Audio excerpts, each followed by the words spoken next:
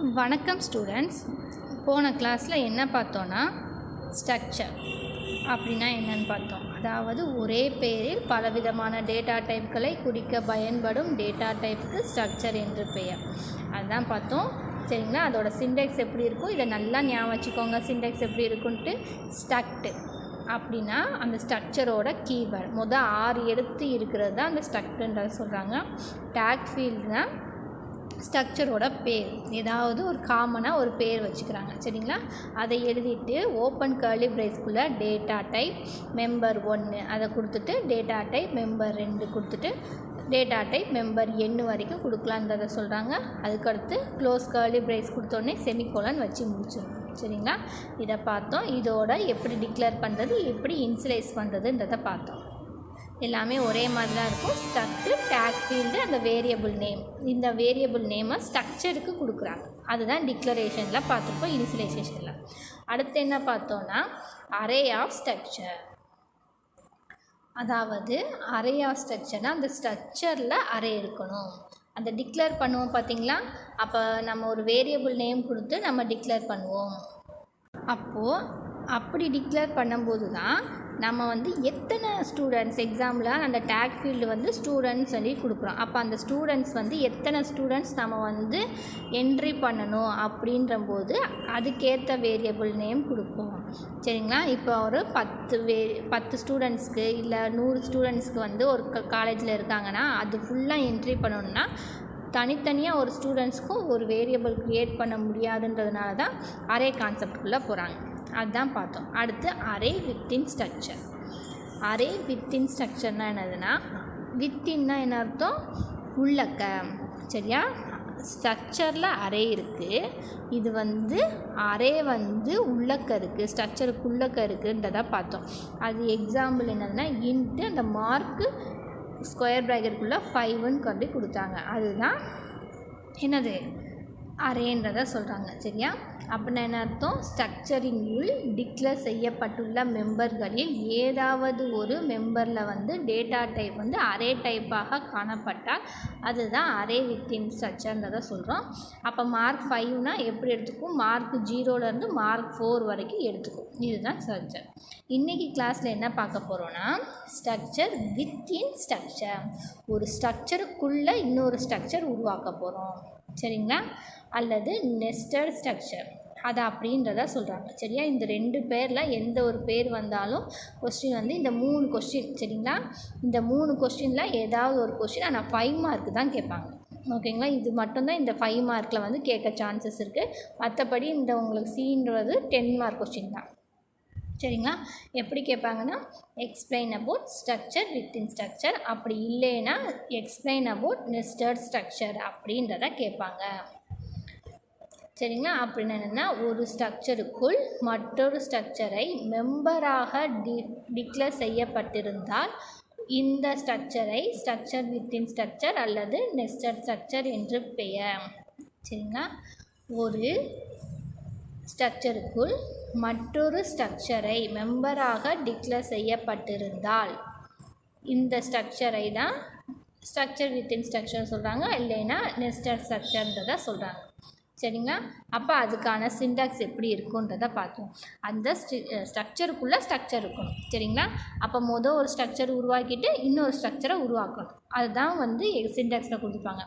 First struct tag field 1. ஏன்னா நம்ம 2 structure உருவாக்குறதுனால டேக் ஃபீல்டு 1 டேக் ஃபீல்டு 2ன்றதை கொடுக்க போகிறோம். அப்போ டேக் ஃபீல்டு 1ல் ஓப்பன் ப்ராக்கெட்டில் data type member 1 data type member 2 அதுக்குள்ளே டேட்டா டைப் மெம்பர் n வரைக்கும் கொடுத்து க்ளோஸ் ப்ராக்கெட்டில் கர்லி பிரேஸ் பண்ணிடுவோம்.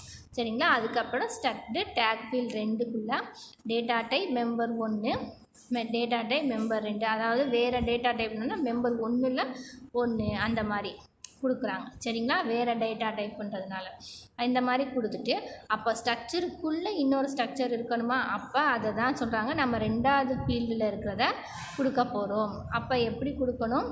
ஸ்ட்ரக்டு டேக் ஃபீல்டு 1 அது கூட வேரியபிள் டிக்ளேர் பண்ணணும். சரிங்களா? அதை தான் ஸ்ட்ரக்சருக்குள்ளே இன்னொரு ஸ்ட்ரக்சர் கொடுக்குறது. அடுத்து அது கூட எக்ஸாம்பிள் எப்படி எழுதலான்றதை பார்க்க போகிறோம். சரிங்களா?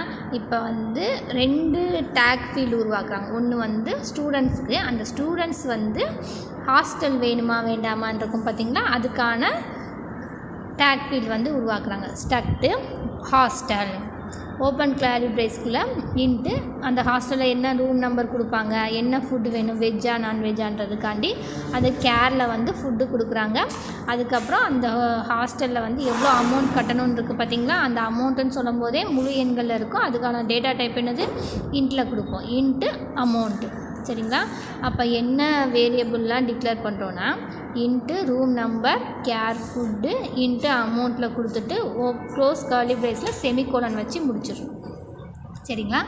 இது வந்து ஒரு ஸ்ட்ரக்சர். இன்னொரு ஸ்ட்ரக்சர் என்ன யூஸ் பண்ணுறோம், ஸ்டக்டு ஸ்டூடெண்ட். சரிங்களா? அதுக்கப்புறம் ஓப்பன் கர்லி பிரேஸில் கேரு நேம் ஸ்கொயர் ப்ராக்கெட்டுக்குள்ளே 20 அந்த ஸ்டூடெண்ட்ஸோட நேம் வாங்குகிறோம். அதுக்கப்புறம் into roll number, register number, roll number எதுனாலும் வாங்கிக்கலாம் இன்ட்டில். சரிங்களா? வாங்கினதுக்கப்புறம் கேரு அவங்க எந்த டிபார்ட்மெண்ட், அதுக்கு தான் பிரான்ச்சு, எந்த டிபார்ட்மெண்ட்னா ஸ்கொயர் ப்ராக்கெட்டுக்குள்ளே 5ன்றதை கொடுத்துட்டு, இது வந்து நம்ம வந்து வாங்கியிருக்கிற 2வது ஸ்ட்ரக்சரோட டிக்ளேர் பண்ணியிருக்கோம் டேட்டா டைப் வேரியபிள்லாம். சரிங்களா? அப்போ முதல் ஸ்ட்ரக்சரை வந்து டிக்ளேர் பண்ணணும்ல, அப்போ என்ன செய்யணும், அதில் இருக்கிறத அப்படியே எழுதிக்கோங்க. ஸ்டக்டு ஹாஸ்டலுக்கு ஹாஸ்டல் எழுதிட்டு அதுக்கூட ஒரு வேரியபிள் எதுனாலும் கொடுத்துக்கலாம். நான் வந்து இங்கே வந்து எடுத்து ஹச்ன்றதை கொடுத்து க்ளோஸ் கர்லி பிரேஸில் செமிகோலன் வச்சு முடிச்சிட்டேன். சரிங்களா? இது ஃபஸ்ட்டு ஒரு ஸ்ட்ரக்சர் டிஃபைன் பண்ணியிருக்கோம், அடுத்து 2வது ஒரு ஸ்ட்ரக்சர் டிஃபைன் பண்ணியிருக்கோம். சரிங்களா? அப்படி பண்ணிவிட்டு அதை வந்து ஃபஸ்ட்டு ஸ்ட்ரக்சரை வந்து அதில் 2வது ஸ்ட்ரக்சரில் கால் பண்ணியிருக்கோம். புரிஞ்சதா உங்களுக்கு? இதை எப்படி ப்ரோக்ராமில் எழுதலான்றதை பார்க்கும். Write a program using nested structure to access and print information in the nested structure. சரியா? நம்ம வந்து கொஷின்லேயே வந்து நெஸ்டட் ஸ்ட்ரக்சர் வந்து யூஸ் பண்ண சொல்லிட்டாங்கன்னா அப்படி தான் எழுதணும். சரிங்களா? ஒரு ஸ்டூடெண்ட்ஸோட இன்ஃபர்மேஷனை வாங்க போகிறோம், அது வந்து நெஸ்டட் ஸ்ட்ரக்சரில் எழுதுகிற மாதிரி இருக்கணும். ஃபஸ்ட் எடுத்தோடனே என்ன எழுதணும், ப்ரோக்ராமில் ஹேஸ் இன்க்ளூட் stdio.hன்றதை எழுதிக்கிறணும். அதுக்கடுத்து மெயின் வந்து எழுதிட்டு நம்ம மெயின்குள்ளே வந்து என்ன எழுத போகிறோன்னா அந்த டீட்டெயில்ஸ்லாம் வாங்க போகிறோம். ஃபஸ்ட்டு டேக் 1க்கு வந்து ஃபில் பண்ண போகிறோம். ஸ்டக்டு ஹாஸ்டல் ஓட டீட்டெயில் வாங்க போகிறோம். அடுத்து வந்து இன்ட்டு ரூம் நம்பர், அடுத்து இன்ட்டு அமௌண்ட்டு, கேர், ஃபுட்டு. சரிங்களா? வாங்கிட்டு க்ளோஸில் ப்ராக்கெட்டுக்குள்ளே செமிகோலன் வச்சிடணும். வச்சுட்டு டேக் ஃபீல்ட் 2வது வந்து ஃபில் பண்ணணும். அப்போ என்ன செய்யணும், ஸ்டக்டு ஸ்டூடெண்ட்டு ஓப்பன் கர்லி பிரேஸ்க்குள்ளே ஸ்டூடெண்ட்டோட நேம் வாங்கணும், ரிஜிஸ்டர் நம்பர் வாங்க போகிறோம். அப்போ என்ன செய்யணும், கேரு நேம் ஸ்கொயர் ப்ராக்கெட்டுக்குள்ளே 20 செமிகோலன் வச்சுக்கிட்டு இன்ட்டு ரிஜிஸ்டர் நம்பர் செமிகோலன் வச்சிடறோம். சரிங்களா? இதை முடிஞ்சதுக்கப்புறம் அந்த ஃபஸ்ட்டு ஸ்ட்ரக்சரோட டீட்டெயில் எடுக்கணுமா, அப்போ என்ன எழுதணும், ஸ்டக்டு ஹாஸ்டல் டீட்டெயில் எழுதிட்டு அதோட வேரியபிள் எழுதணும் ஹச்ன்ட்டு. சரிங்களா? இதை வந்து முடிச்சுட்டு க்ளோஸ் கர்லி பிரேஸில் செமிகோலன் வச்சு முடிச்சிடும். இப்போ நம்ம என்ன கொடுத்துருக்காங்க, கொஸ்டினில் அசஸ் அண்டு பிரிண்ட்டுன்னு தான் கொடுத்துருக்காங்க. அப்போ நம்ம என்ன செய்கிறோன்னா, அப்போ என்ன அசஸ் பண்ணணும், எப்படி பண்ணணுன்றதையும் பிரிண்ட் த இன்ஃபர்மேஷனை நாங்கள் வந்து முதலையே வந்து என்ன செஞ்சுட்டாங்க, இந்த தொடக்க மதிப்பு கொடுப்போம் பார்த்தியா இங்கே இனிஷியலைஸ், அதை மட்டும் கொடுத்து முடிச்சிட்டாங்க. சரிங்களா? அப்போ எப்படி கொடுக்குறோன்னா, தொடக்க மதிப்பு கொடுக்குறோன்னா அதோட கீவேர்ட்ஸ் என்ன இருக்கும், ஸ்டாட்டிக் நிலையானது இருக்குன்றதுனால நம்ம ஸ்டாட்டிக் யூஸ் பண்ணிட்டு ஸ்டக்டு ஸ்டூடெண்ட் அந்த மெயின் வந்து இந்த ஸ்ட்ரக்சர் தான். அப்போ அதை எடுத்துகிட்டு ஒரே ஒரு ஸ்டூடெண்ட்ஸ்க்கு வந்து நம்ம கொடுக்க போகிறோம் எக்ஸாம்பிளுக்கா. சரி, அப்போ ஃபஸ்ட்டு வந்து அது உள்ளக்க என்ன இருக்கும், நேமோட நம்ம நேம் எடுத்திருக்கோம். அப்போ நேமை வந்து என்ன செய்யணும், டபுள் கொட்டேஷனுக்குள்ளே கொடுக்கணும். அதுக்கப்புறம் ரிஜிஸ்டர் நம்பர் இருக்குன்னா அதோட வேல்யூ வந்து நான் 1001ன்றதை கொடுத்துருக்கேன். சரிங்களா? இப்போ மெயின் ஒரு ஸ்ட்ரக்சரோட நம்ம முடிஞ்சிருச்சு. அடுத்து 2வது ஸ்ட்ரக்சர்லேருந்து நம்ம ஆரம்பிக்கணும். அப்போ அங்கே என்ன இருக்குது, நம்மளுக்கு ரூம் நம்பர் இருக்குது. அப்போ அந்த ரூம் நம்பரை கொடுக்க போகிறோம். அதுக்கடுத்து அமௌண்ட் நம்ம கொடுத்துருக்கோம், அதுக்கும் கொடுத்துருக்க போகிறோம். சரிங்களா? 5வது என்ன இருக்கும்? கேரு, ஃபுட்டுன்னு இருக்கா, வெஜ்ஜா நான்வெஜ்ஜான்றதை கொடுக்குறாங்க. சரிங்களா? அப்போ ஒரு எழுத்து இருக்குன்றதுனால சிங்கிள் கொட்டேஷனுக்குள்ளே கொடுத்து வீன்றதை கொடுக்குறோம். அவ்வளோதான், முடிஞ்சு. க்ளோஸ் ப்ராக்கெட் கொடுத்து செமிகோலன் வச்சு இனிஷியலைஸ் பண்ணி முடிச்சாச்சு. சரிங்களா? நம்ம அந்த டேட்டா வந்து வாங்கியாச்சா? அப்போ பிரிண்ட் பண்ணுறது எப்படின்னா, பிரிண்ட்எஃப்குள்ளே அதுக்கேற்ற மாதிரி நம்ம வந்து அந்த டேட்டா டைப்புக்கு ஏற்ற மாதிரி உள்ளக்க வந்து கொடுக்கணும். ஃபஸ்ட்டு வந்து எப்படி இருக்குது, ஸ்ட்ரிங்காக அப்ளை பண்ணதுனால %S. அடுத்து ரோல் நம்பர் வந்து %D கொடுக்குறாங்க. அடுத்து ரூம் நம்பர் வந்து %D, அமௌண்ட் வந்து %D, கேர் வந்து ஒரு எழுத்து வாங்குறதுனால %C கொடுத்துட்டு அதை அசஸ் பண்ணணும். எப்படி பிரிண்ட் பண்ணணுன்றதுக்கு அதுவும் இருக்குது. சரியா? அசஸ் பண்ணுறது எப்படி பண்ணியிருக்கோன்ட்டு பார்த்தோம். டாட் ஆப்ரேட்டர் வச்சு அசைன்மா. அப்போ வந்து ஃபஸ்ட்டு அதாவது மெயின் ஸ்ட்ரக்சரோட வேரியபிள் நேம் என்னது? S1. அப்போ S1 டாட்டு ஃபஸ்ட் என்னதுக்கு name, S1 dot register number. அடுத்து S1 டாட் நம்ம ஹாஸ்டல் டீட்டெயில் ஆரம்பிக்குதா, அப்போ அதுக்குள்ளே போகணும். அதுக்குள்ளே என்ன இருக்கும்? அப்போ S1 dot H room number அப்படின்றத கொடுக்கணும். சரிங்களா? அப்போ கமா போட்டு அடுத்து S1 dot H amount, S1 dot H food. சரிங்களா? நம்ம டேட்டா டைப்பு எப்படி வந்து ஃபஸ்ட்டு கொடுத்துருக்கோமோ மெம்பரில், அதே மாதிரி தான் நம்ம வரிசையாக கொடுக்கணும். சரிங்களா? வரிசையாக வந்து டிக்ளேர் பண்ணணும். சரிங்களா? மாற்றி டிக்ளேர் பண்ணால் அதுக்கேற்ற மாதிரி நம்மளுக்கு வந்து பிரிண்ட் ஆகும். இப்போ என்ன பார்த்தோன்னா, ஸ்ட்ரக்சர் வித்தின் ஸ்ட்ரக்சர். சரிங்களா? ஒரு ஸ்ட்ரக்சருக்குள்ளே மற்றொரு ஸ்ட்ரக்சரை வந்து ஒரு மெம்பராக டிக்ளேர் பண்ணுறது தான் என்னது? ஸ்ட்ரக்சர் வித் ஸ்ட்ரக்சர்ன்றதை சொல்கிறாங்க. நம்ம டேக் ஃபீல்ட் 1 கொடுத்துட்டு அதுக்கடுத்து இன்னொரு டேக் ஃபீல்ட் 2ன்றதை கொடுத்துட்டு அந்த டேக் ஃபீல்ட் 1 வந்து அந்த 2க்குள்ளே டிக்ளேர் பண்ண போகிறோம். இது ஒன்று தான் அந்த நெஸ்டட் ஸ்ட்ரக்சர்ன்றதை சொல்கிறாங்க. சரிங்களா? அடுத்து பார்க்க போகிறது என்னதுன்னா, பாசிங் ஸ்ட்ரக்சர் அஸ் பேராமீட்டர், அப்படி இல்லைன்னா ஸ்ட்ரக்சர் அண்டு ஃபங்க்ஷன். இது ரெண்டில் எப்படி என்னன்னு கேட்கலாம். சாதாரணமாக 2 மார்க்கில் தான் கேட்பாங்க இதெல்லாம். இது ரொம்ப பிக் கொஷின்லாம் கிடையாது. சும்மா எப்படி வந்து ஸ்ட்ரக்சரை வந்து என்னது பாஸ் பண்ணுவாங்க, அந்த ஃபங்க்ஷனில் வந்து ரிட்டர்னில் பாஸ் பண்ணுவாங்களா, அதை தான் ஸ்ட்ரக்சரில் எப்படி பாஸ் பண்ணுவாங்கன்றதை வந்து கொடுத்துருக்காங்க. வேரியபிள்களை ஸ்ட்ரக்சருக்கு ஆர்கியூமெண்ட்டாக பாஸ் செய்வது போல் ஒரு ஸ்ட்ரக்சர் முழுவதையும் ஃபங்க்ஷனுக்கு பாஸ் செய்யும் முறைக்கு பாசிங் ஸ்ட்ரக்சர் அஸ் பேராமீட்டர் என்று பெயர். வேரியபிள்களை ஃபங்க்ஷனுக்கு ஆர்கியூமெண்ட்டாக பாஸ் செய்வதை போல ஒரு ஸ்ட்ரக்சர் முழுவதையும் ஃபங்க்ஷனுக்கு பாஸ் செய்யும் முறைக்கு பாசிங் ஸ்ட்ரக்சர் அஸ் பேராமீட்டர் என்று பெயர்.